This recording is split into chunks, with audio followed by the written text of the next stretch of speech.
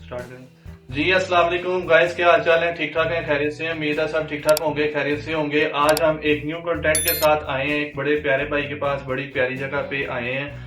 और जैसा कि भाई को देख के आपको नजर आ ही गया होगा, तो भाईजान अपने घर में बैठ के कैलीग्राफीज वगैरह करते हैं। तो भाई का इंट्रोडक्शन लेते हैं पहले, फिर आपको बताते हैं भाई ने कब से काम स्टार्ट किया। जी अस्सलाम वालेकुम। वालेकुम सलाम। ब्रदर क्या हाल है? अल्हम्दुलिल्लाह। क्या नाम है? मूसा इकबाल। मूसा इकबाल साहब बात कर रहे हैं जी। बताएं ये कैलीग्राफी आपने कब से स्टार्ट की? जी मैंने 2019 में स्टार्ट किया था और मुझे ये काम करते हुए माशाल्लाह 5 साल हो गए हैं। और मैंने ये कहीं से सीखा नहीं है, बस अल्लाह की बदौलत है, यानी गॉड गिफ्टेड आपको ये है। तो ये जो आपने पेंटिंग वगैरह पकड़ी है और ये खुद मतलब आपने की, और ये जो डिजाइन वगैरह आपने की है, तो किस तरह मतलब इसको किस चीज से आप यूज करते हैं? मैंने जब स्टार्ट किया था तब मुझे बिल्कुल भी इस चीज़ का अंदाजा नहीं था इसको कैसे बनाना है, किस तरह से। जैसे मैं आपको बताना चाहूंगा कि मेरा जो हुनर था, बेसिकली मैं स्केचेस बना रहा था। स्केचेस पेंसिल के स्केचेस। जैसे अब आपकी पिक्चर है, आपकी पिक्चर मुझे अगर आप मुझे फोन में दे दें तो मैं उसको पहले बना सकता था। तो आहिस्ता आहिस्ता फिर एक दिन मेरे बाबा ने कहा तुम्हारा हुनर बहुत खास है, तो मैं अपने हुनर को कहीं और इस्तेमाल करना चाहिए बेहतर तरीके में। तो मैंने आहिस्ता फिर कैलीग्राफी स्टार्ट की। कैलीग्राफी फिर मैं पेंसिल से स्टार्ट की, और आहिस्ता करते करते करते और मैं ये इस मुकाम पर पहुंच गया कि मैं आराम से ब्रश से कर सकता। तो आपने ये किसी न किसी जगह से या कहीं ना कहीं नेट से या आपने किसी से पूछा होगा कि इसके लिए हमें कौन सा टूल यूज करना चाहिए? एकदम आप पेंसिल से ब्रश पेंटिंग में आए, क्योंकि मैं भी गाइस आपको पता ही है कि पेंटिंग करता हूँ, पहले भी मैं बता चुका हूँ इसमें। तो भाई से पूछते हैं कि आपको ये ब्रश पेंटिंग वगैरह किसने बताई? कहीं से तो आपने कुछ ना कुछ नॉलेज तो लिया ही होगा, तो क्या कहते हैं इस बारे आप? और ये आप मुझे पकड़ा दे, जरा इजी हो जाए, भाई को जरा इजी करते हैं और पूछते हैं। जी भाई बताएं। जी मैंने बहुत सारे आर्टिस्ट को ज्वाइन किया था, जैसे सर अमजद अलवी हैं, आर्टिस्ट सफीउल्लाह हैं, सर मिस आयशा कमाल आर्टिस्ट है, और ताहिर बिन कलंदर उधर भी देखिए। तो ये बहुत ही यानी कि टॉप लिस्टेड आर्टिस्ट है। तो मुझे इनकी आर्ट देख के मुझे बहुत अच्छा लगता था, वो बड़ा मुझे एक इम्प्रेसिव चीज नजर आई थी। तो मैंने उनको देखते देखते मैंने उनकी कई वीडियोस देखी कि उन्होंने कैसे काम स्टार्ट किया, किस तरह से उन्होंने काम स्टार्ट किया। जैसे कि सर अमजद अलवी हैं, उन्होंने एक यूट्यूब चैनल बनाया हुआ है, तो मैं कहता हूँ वो हेल्पफुल है हर एक स्टूडेंट के लिए। अच्छा, तो आपने सर कभी किसी एग्जीबिशन को टच किया हो, किसी एग्जीबिशन में आप गए हो, कहीं आपको मौका मिला हो, या आप हमारे जो मेन लाहौर में जगह अलहमरा आर्ट है, तो वहाँ भी हर साल जो है वो एग्जीबिशन होती है, अंदर ही उनके मतलब आपको पता ही होगा उस हॉल है उधर, तो वहाँ पे भी लोग अपनी पेंटिंग्स या कैलीग्राफीज लेके आते हैं। कहीं आपने कहीं टचअप किया हो किसी के साथ? जी मैंने 2 बार मुझे चांस मिला था अपनी एग्जीबिशन में अपनी पेंटिंग लगाने का, और मैंने अलहमदुलिल्लाह 2 दफा लगाई अपनी पेंटिंग्स को।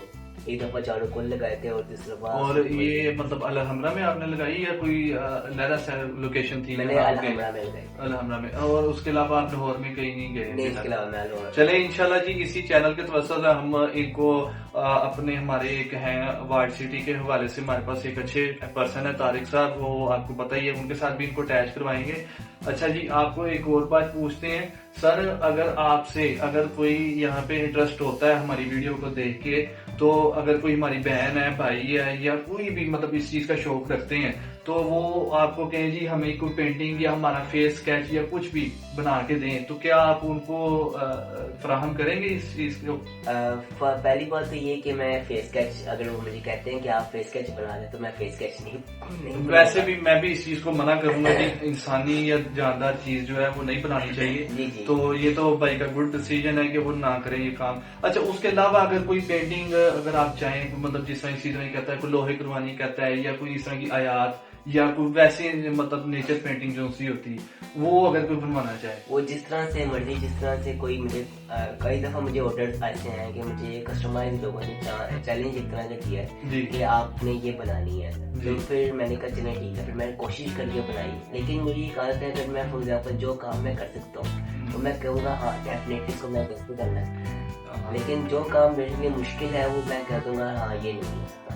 तो लेकिन जो मेरे लिए इजी है और मैं इजीली कर सकता हूँ, तो मैं इजीली उनको बना सकता हूँ और कस्टमर भी सेटिस्फाई हो जाते हैं। यानी भाई का कहने का मकसद है कि मैंने ऐसे ही किसी को हाँ नहीं की, जो चीज मैं बना सकता हूँ उसके लिए मैं हाजिर हूँ, जो चीज मैं नहीं बना सकता उसका मैंने इनकार किया है। अच्छा, अगर अब मैं चाह रहा हूँ कि आप मुझे बता सकें कि इसका हम अगर आपको कहें जी इसकी हमें प्राइस दें, तो आप एज अ साइज या एज अ मेहनत जो आप करते हैं उसमें उसकी आप लेते हैं या साइज के हवाले से आप प्राइस मेंशन करते हैं? बेसिकली जो मैं प्राइस अगर किसी से मांगता भी हूँ तो ये है कि इसमें मैं एज अ इसको हदिया की तौर पर सेल करता हूँ।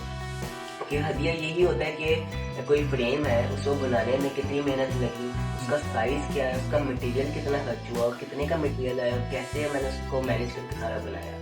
तो बेसिकली मैं अपनी मेहनत के और अल्हम्दुलिल्लाह जितने, अगर फॉर एग्जांपल कोई कस्टमर ऐसा आ जाता है और कहते हैं कि मैं इस वक्त इतनी मेरी नहीं कन्वेंस कि मैं इतना कर सकता हूँ, मैनेज कर सकता हूँ पैसे, यानी तो बजट नहीं है, बजट इतना नहीं है, लेकिन मैं कोशिश करता हूँ उसको अच्छी चीज मिल सके कहीं भी।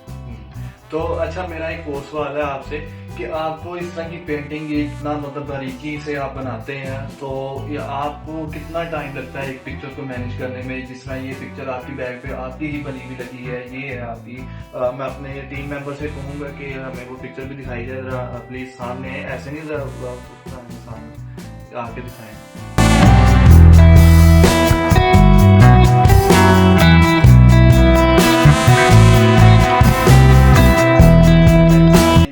आपको नजर आ रही है, ये भी माशाल्लाह इतनी बारीकी के साथ इन्होंने ये खाना काबा का जो मेरे ख्याल से दरवाजा है उसकी ये पिक्चर है, उसके ऊपर ये गुलाब शरीफ होता है, तो ये वो पिक्चर है जी। मैं अपने कैमरामैन से कहूंगा थोड़ा सा आप बैक पे हैं और इनको ये इनका ग्रीन कलर का जो है वो भी स्केच दिखाएं, और ये हमारे बिल्कुल बैक पे एक और पड़ा है, ये भी आप इनको दिखाएंगे।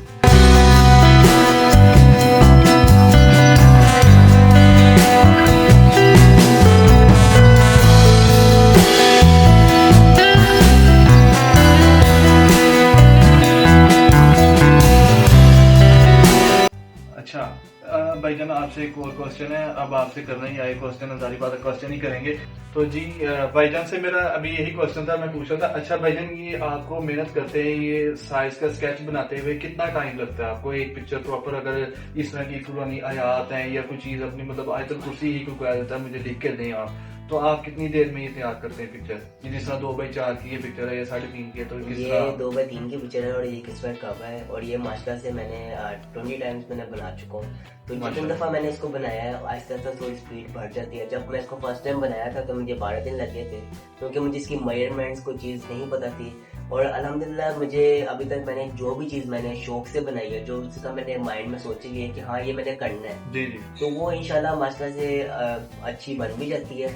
और ये जो मेरे राइट साइड पे है किस तरह का है, और ये मैंने 20 टाइम्स पहले बना चुका हूँ, और मुझे जितना दफा मैंने बनाया है उससे आहिस्ता आहिस्ता स्पीड बढ़ गई थी मेरी, क्योंकि मैंने आपको ही पता है एक चीज को बना फर्स्ट टाइम पे तो जी टाइम लगता है। जब मैं इसको फर्स्ट टाइम बनाया था तो मुझे 12 दिन लगे थे, और मेरे अल्लाह जन्नत नसीब करे मेरे पापा ने मेरी बहुत मदद की थी। तो वालिद साहब की क्या जी, वालिद साहब।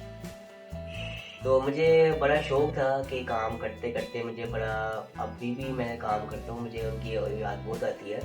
और दूसरी बात ये कि इसको मैंने 20 दफा बनाया है, और आहिस्ता आहिस्ता मैंने इसके अलावा सूरत यासीन लिखी थी मैंने, सूरत यासीन फुल फॉर्म में मैं लिखी थी। बहुत सारे आर्टिस्ट मैंने देखे वो सूरत यासीन या सूरत मुल्क लिखते हैं या कोई भी अपनी आयात लिखते हैं, तो 5 आयतें 10 आयतें लिख लेते हैं, लेकिन पूरी कोई नहीं लिखता।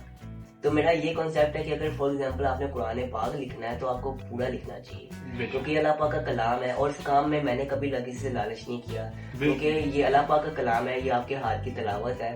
तो अगर आप इस काम में लालच करेंगे तो फिर मैं यही कहूँगा कि अल्लाह पाक ने आपका जो हुनर दिया, तो अब तो आपका जो काम है वो तो अब घंटों में आ गया होगा बजाय दिनों के, अब तो आप मतलब घंटों में कर ही लेते होंगे। मुझे तो इतना यकीन है कि शायद कर लेते होंगे। नहीं इतना नहीं, देखिए अभी भी कभी दिन लग जाते हैं, 3 दिन लग जाते हैं, 4 दिन 5 दिन लग, यानी उसको इतना सफाई से क्लियर बनाना करना जी टाइम तो लगता है, जारी बात है। भाई ये भी काम कर रहे हैं और इस चीज में कंटिन्यू है, अल्लाह पाक इनको इसी चीज में कामयाबी दे और मजीद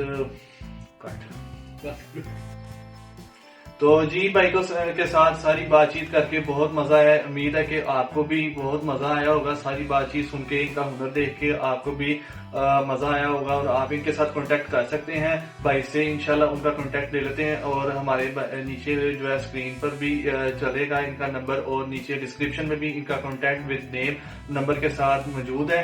और भाई से लास्ट क्वेश्चन एक पूछ लेते हैं कि जी भाई अपने काम के हवाले से क्या पैगाम देते हैं जी, अपनी ऑडियंस को अपना लास्ट मैसेज दें और फिर इसको वाइंड अप करते हैं। जी मैं यही पैगाम देना चाहता हूँ कि जो मुझे भी एक आर्टिस्ट ने दिया था अमजद अल्वी ने, जब मैंने अपनी आर्टिस्ट अपनी लगाई थी एग्जीबिशन में अपनी आर्ट, तो सर अमजद अल्वी मुझे मिले थे तो उन्होंने एक पैगाम दिया था जो मैं आप सबको फॉरवर्ड करना चाहता हूँ कि मैं यही कहूँगा कि अगर माँ बाप अपने बच्चों को फॉर एग्जाम्पल कुरान हिफ़्ज़ नहीं करवाते तो कम अज कम उनको कुरान लिखना जरूर सिखाएं। तो ये अल्लाह पाक की कलाम है, अल्लाह पाक ने हदायत दी हुई है। और मैं ये नहीं कहता कि ये काम सिर्फ मैं ही कर सकता हूँ कि एक मिट्टी का बना हुआ इंसान मेरी क्या औकात है, कोई औकात नहीं है। क्योंकि मैं ये कहता हूँ अगर मैं कर सकता हूँ तो कोई भी इंसान कर सकता है। ले जी, इस अच्छी सी बात के साथ अपने ब्लॉग का और अपने चैनल का करते हैं इख्तिताम और हमें दें इजाजत। मिलते हैं आपको नई जगह पे, किसी नई प्लेस पे, मतलब और किसी अच्छे इवेंट के साथ, नई स्टोरी के साथ। हमें दें इजाजत। अल्लाह हाफिज। ब्रोलॉजी जिंदाबाद।